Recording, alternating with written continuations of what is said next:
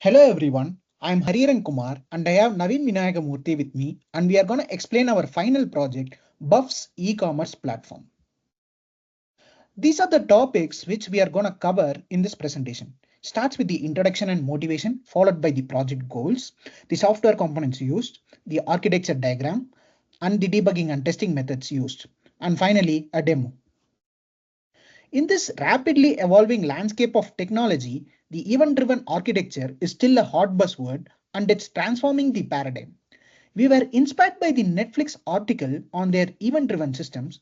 I have attached a link below here in the presentation that laid out to the foundation of this Buff's e-commerce platform.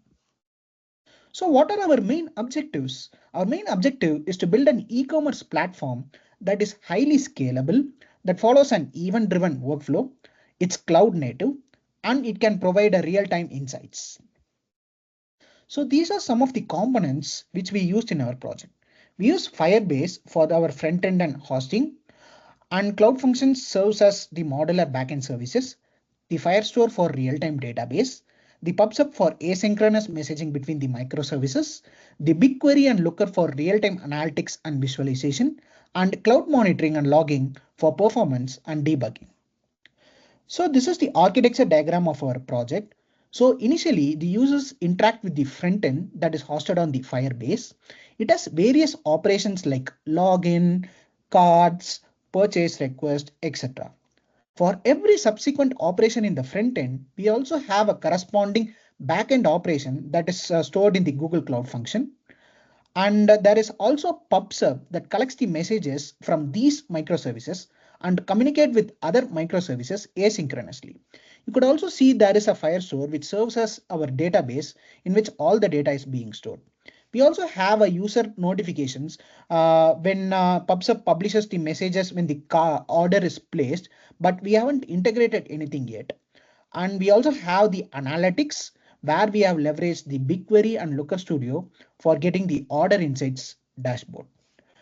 Finally, we also have our cloud monitoring and cloud logging where the logs are stored. And for checking the system health, we have set up some alert policies that alerts the user when the values exceed the threshold. Next is the interaction between the components. Initially, the front end send user request to the cloud function. Following that, the cloud function performs the essential operation, like whether is it the products, cart, or purchase, and post it to the PubSub. And then the events are published to the PubSub topics for asynchronous processing. And then these operations update the Firestore database. And then the data is then transferred to BigQuery for analytics, and it's visualized using Looker Studio.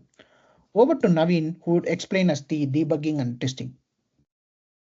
Yeah, hi guys, I'm Naveen Vinayakamurthy. So I'll be taking you through the debugging and testing phase in our project and also a live demo of our website that we built. So in this testing phase, we actually separated this into three different process. So in the first process, we built our backend code for the functions locally and ran them using Flask servers. And then we set up a Firebase emulator locally and then connected this Firebase to all the Flask servers that were running locally. And then we tested all the APIs and the routes that we mentioned in the code. And in the second phase, we slowly started to integrate with GCP, like we set up our Firestore and our Firebase in GCP and used the service accounts JSON key and linked it with our locally running backend code. And then we tested our API calls. And finally, we moved our backend code to Cloud Functions. And then we tested everything in GCP using Postman, and this is how we tested our API calls. Uh, for the debugging process, we heavily relied on console.log statements, the JSON responses, and the print statements that were coded in our backend code. So now I'll be taking you through a live demo of our website. So this is the website that we have built. So let me first show you the login functionality. Uh, for let's say I want to log in as this user.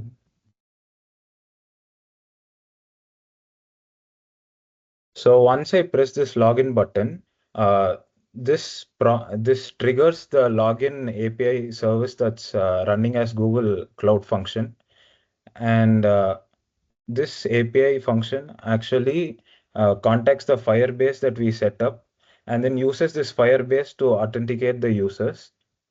So now we are logged in. Yep. And then now let's start cart, adding products to the cart. So I've added one product. Let's go back to add some more.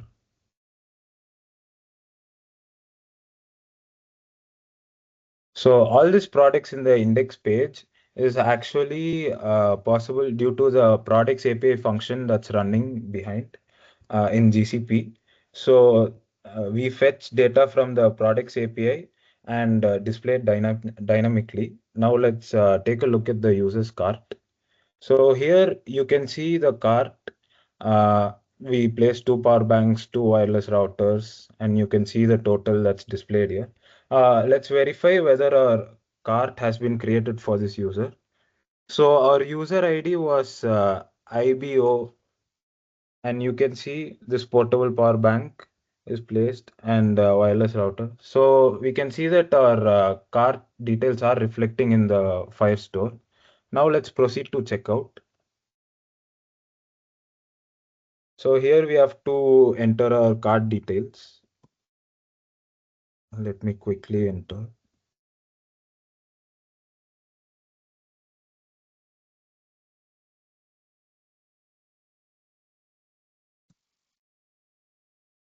So 6 and yep. Oops. So we have submitted our payment. So what happens when we submit our payment is that if a payment is successful, uh, inside this pops up topics in orders placed. Here we will have our message published once by the purchase service that's running as a function, once our purchase is successful. So we can see uh, the latest one is December 13, 8:54 p.m. And we can also, yep, this is the one that I showed. Also, another message gets published inside payment status. And these two topics trigger the process order placed function and the process payment success function. So this process order placed function, what it does is it pushes the order details to the BigQuery for analytics. Also, it pushes the order details into our Firestore. This process payment success, updates the stock inside our Firestore for the products. And we have also set up dashboards for cloud monitoring. And now I pass over to Hari to talk about the BigQuery analytics that we have set up. So this is the order insights dashboard that we have set for the stakeholders to take a business-based decision. So the source of this data is from BigQuery, where the order data is being pushed, and this is happening in a real time. So once a new order is placed, the numbers change automatically. So this is the end of the presentation. Thank you.